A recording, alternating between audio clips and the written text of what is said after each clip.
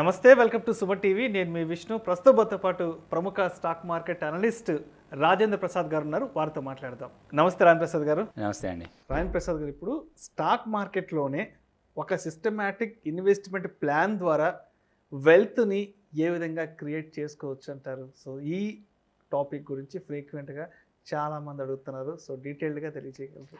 SIP SIP. So జనరల్గా మనం SIP అనగానే మ్యూచువల్ ఫండ్కి వెళ్ళిపోతాం. అవును. మ్యూచువల్ ఫండ్లో అందరికి తెలిసిందే, ఎస్ఐపి ద్వారా ఎవ్రీ మంత్ కొంత అమౌంట్ పెట్టుకుంటూ ఉంటాం, వెల్త్ క్రియేట్ అవుతుంది. సేమ్ కాన్సెప్ట్ని మనం స్టాక్ మార్కెట్లో కూడా చేయొచ్చు. స్టాక్ మార్కెట్లో కూడా ఎస్ఐపి లాగా చేయొచ్చు. దీనికి ఒక చిన్న ఫార్ములా అనండి, ఇంకొకటి అనండి, 5-5-5 అనుకోవచ్చు మనం. సో అంటే 5 స్టాక్స్, 5 సెక్టార్స్ అండ్ 1/5.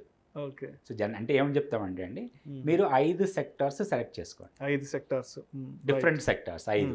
మనం ఇందాక కొన్ని వీడియోస్లో చెప్పాము ఇంతకుముందు ఏ సెక్టార్స్ బాగున్నాయి ఏంటి అనేది, ఎఫ్ఎంసీజీ, తర్వాత ఐటీ, ఇట్లాంటి 5 సెక్టార్స్లో నుంచి ప్రతి సెక్టార్లో నుంచి టాప్ కంపెనీని సెలెక్ట్ చేసుకోండి. ఏదైనా ఒక కంపెనీ నుంచి ఒక స్టాక్, ఒక సెక్టార్లో. ఇప్పుడు ఎగ్జాంపుల్గా ఐటీ ఉందండి, ఐటీలో టాప్ స్టాక్ టీసీఎస్ లేకపోతే ఇన్ఫోసిస్ ఒక స్టాక్ తీసుకోండి. అట్లనే మనకి ఎఫ్ఎంసీజీ ఉంది, హెచ్యుఎల్, హిందుస్థాన్ యూనిలీవర్ ఒక స్టాక్.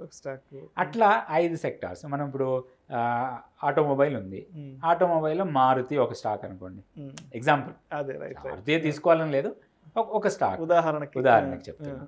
సో దెన్ ఫార్మా ఉంది, ఫార్మాలో రెడ్డి లాబో లేకపోతే దివీసో, అరవింద్, సమ్ ఏదైనా ఎగ్జాంపుల్ స్టాక్.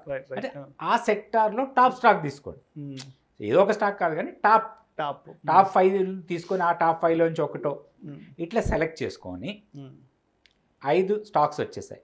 సో మనం ఎంతైతే ఇన్వెస్ట్ చేయాలనుకుంటున్నామో దాంట్లో 1/5 ఒక స్టాక్.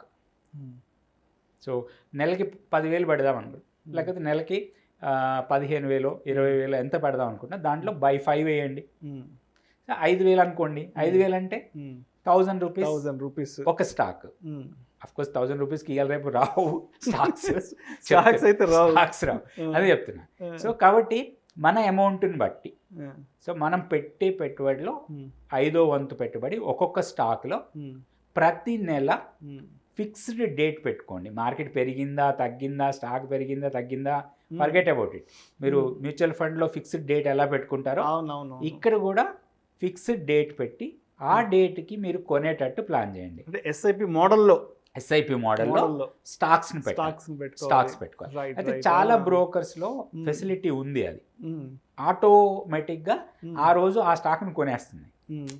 మన బ్రోకర్ టెర్మినల్స్లో కొన్ని టెర్మినల్స్ అన్నిట్లో ఉండకపోవచ్చు, కొన్ని టెర్మినల్స్లో ఆ ఫెసిలిటీ కూడా ఉంది. అమౌంట్ డెబిట్ అయిపోతుంది ఆటోమేటిక్గా, మన అమౌంట్ అక్కడ ఉండాలి. అమౌంట్ అక్కడ ఉంటే ఆటోమేటిక్గా ఆ రోజు ఆ స్టాక్ని మార్కెట్ రేట్ ప్రకారం కొనేసి మన పోర్ట్ఫోలియోలో ఉంచుతుంది. సో ఇట్లా మీరు ఎన్ని రోజులు చేయాలి, అది చాలా ఇంపార్టెంట్. నేను నా 2-3 నెలలు చేసి నా స్టాక్ పెరగట్లేదు, నా వెల్త్ క్రియేట్ కాలేదు అంటే 2-3 నెలల్లో వెల్త్ ఏం క్రియేట్ కాదు. సో మినిమం 5 years అండి. ఒక లాంగ్ టర్మ్ అది ప్లాన్ చేసుకోవాలి. మన వెల్త్ క్రియేషన్ అనేది రోజు 2 రోజులు కాదు, ఒక లాంగ్ పీరియడ్లో.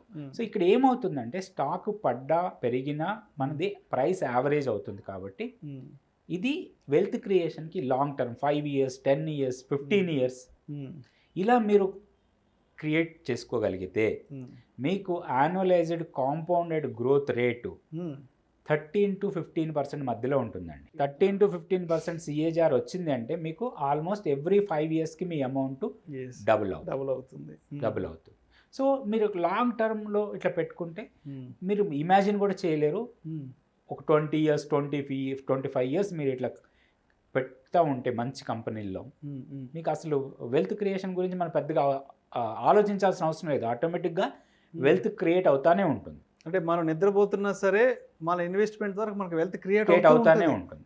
సో మనం ఒక మంచి అసెట్ క్రియేట్ చేసుకున్నట్టు. కాబట్టి ఇది చాలా డిసిప్లిన్డ్గా ఉండాలి. అప్పుడప్పుడు ఒకసారి రివ్యూ చేసుకోవచ్చు. మీరు ఎవ్రీ మంత్ రివ్యూ చేయాల్సిన అవసరం లేదు, 6 monthsకి ఒకసారి. సో మనం 5 స్టాక్స్ పెడుతున్నాం కదా, ఈ 5 స్టాక్స్ పెర్ఫార్మెన్స్ బాగానే ఉందా లేదా, లేకపోతే ఈ 5 స్టాక్స్ నుంచి ఏదైనా 1-2 తీసేసి మళ్ళీ కొత్తవి పెట్టుకోవచ్చా, లేకపోతే సెక్టోరియల్గా చర్నింగ్ ఏమైనా చేయొచ్చా. కొన్ని సెక్టార్లు ఒక్కొక్క టైంలో బాగా ఉండకపోవచ్చు, అట్లాంటి మీరు ఎవ్రీ మంత్ ఎవ్రీ డే చూడాల్సిన అవసరమే లేదు. 6 మంత్స్కి ఒకసారి చూసుకొని దాన్ని బట్టి చేయొచ్చు.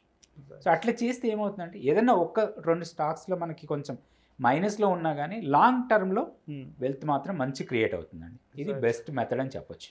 Right. Thank you so much Ram Prasad గారు. స్టాక్ మార్కెట్లో కూడా ఈ ఎస్ఐపి మోడల్లో వెల్త్ని ఏ విధంగా క్రియేట్ చేసుకోవచ్చు అనే టాపిక్ గురించి ప్రేక్షకులకు చాలా డీటెయిల్గా తెలియజేశారు. Thank you so much sir. Thank you అండి. Thank you so much.